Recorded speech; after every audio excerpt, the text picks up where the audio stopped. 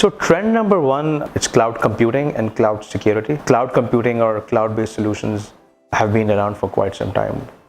So what's happening right now is the embracing of cloud-based solutions. So something which is happening quite rapidly, and this is something which is happening globally, is that organizations are migrating towards cloud-based solutions. And of course, there are multiple reasons for that. I mean, it was cost savings, optimization.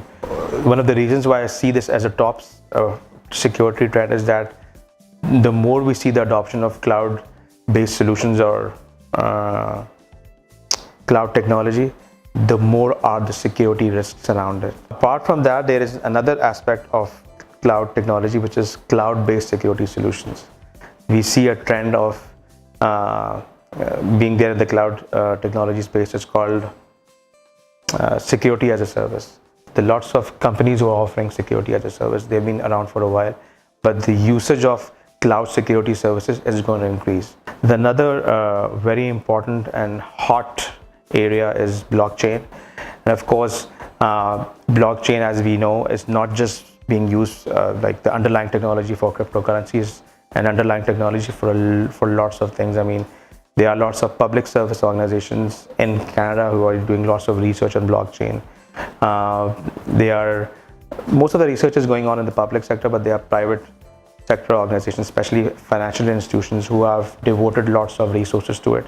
And what I see is that as the usage of blockchain technology is increasing, there are going to be security risks which are going to be developing. In fact, there are security risks around blockchain which are developing, and they need to be addressed. I mean, I'm sure you would have seen articles around somebody's Bitcoin wallet being hacked or somebody's Ether wallet being hacked and their Bitcoins being stolen. So this is something which is going to become quite frequent. Another really important and really critical security trend, it could have made it to the top one, but it's there in the top three, is actually ransomware. We will see more ransomware attacks. An organization being held hostage for their critical information. Another trend on the positive side is going to be cyber threat hunting. So cyber threat hunting is a new terminology, which is a new security buzzword. Cyber threat hunting is something which is now called the next generation of security operations center, or the next generation security incident event management. So what sets cyber threat hunting apart from the modern day security operations center is that cyber threat hunting brings in a more proactive approach towards cyber attacks. The SOC, the Security Operations Center, or the SIEM tools which are in use by organizations are not proactive in nature. They are reactive in nature. They are used more for log aggregation, and they aggregate logs of like your network parameter tools or your operating system, but the alerts which are generated once the attack has taken place. Cyber threat hunting is more proactive, so it enables organizations to do reconnaissance or do more research on dark web and get more advanced intelligence about any upcoming threat. The attacks are going to be more focused. In fact, they even now are more focused towards humans. The human element is more important, and of course the attack vectors have changed. Hackers don't attack network security parameters anymore.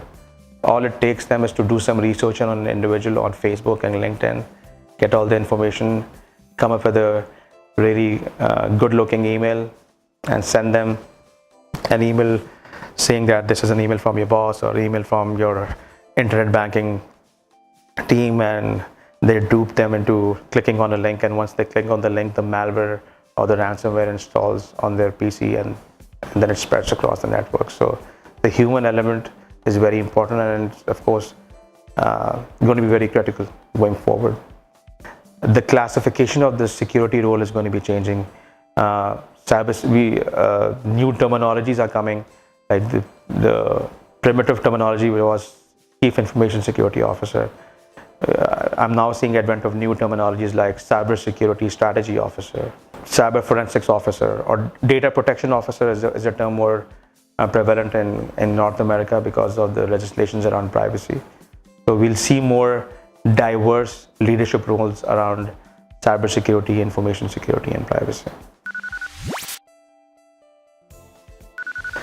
I think the inherent risk in the Pakistani market, especially in the financial sector, has been the regulator. I mean, the organizations have been quite progressive.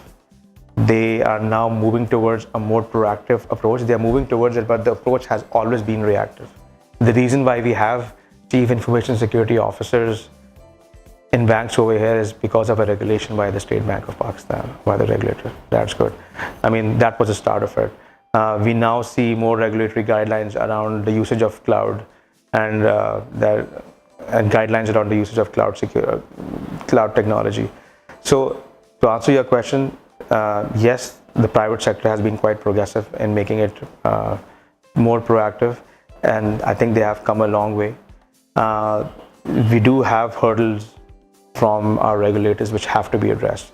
One of the things which I've observed, which is different in the Western world, is that the whole environment, especially the regulatory environment in the Western world, is quite conducive and is quite accommodating for any upcoming trends. And that's why we see more startups and technology companies thriving more in the Western world than over here, because at times there are government pressures, government policies, or regulatory environment which are not conducive, which do not help the whole situation. So I think the regulators will have to understand that they need to support this. The private sector organizations are making lots of effort around this, and I really hope that wisdom prevails around this and something positive happens. I'll give you an example of that. I've often heard and observed that the regulators are often 2 steps behind the advancement of technology. They still have to catch up. I've seen that trend in the Western world. But with the new trends which are coming in, like for example, blockchain itself, there's still lots of questions to be answered around that, around cryptocurrency. I've heard that in Pakistan, you cannot even buy Bitcoin. You can't even have a Bitcoin wallet. You can't do Bitcoin trading or something around that. The Federal Board of Revenue restricts that. FIA prevents that from happening. The thing is that that approach and that mindset has to change. Okay, why don't you just have like a focus group comprising of representation from Pasha, from the financial sector, from the private sector, put them in a room, get suggestions from them. And I think that experiment has been done in the past. They have contributed to your cybersecurity legislation in the past also. We wanted to contribute to input on this for fintechs or for uses of blockchain, or use for cryptocurrencies, or usage of payment systems. Get their input, and based on their input, come up with a regulation or come up with a white paper on that, and allow the environment over here to grow. And if you can have the same thing for cloud services, you can have the same thing for cybersecurity. I think we should have that. We should have task forces. I know things of this sort have been done in the past, but what I've observed so far is that they have not been sustainable.